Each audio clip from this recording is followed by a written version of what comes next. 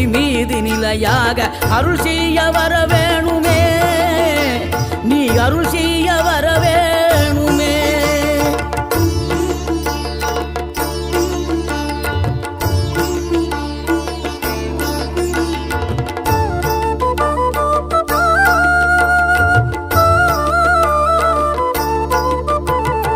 இகழ்தலையும் புகழ்தலையும் ஒரு முகமாய் கருதும்படி செவி உரைத்த முத்து குமரன், நீ வறுமையையும் வளமையையும் சமநிலையை உணரும்படி மதி கொடுத்த செல்வ குமரன்.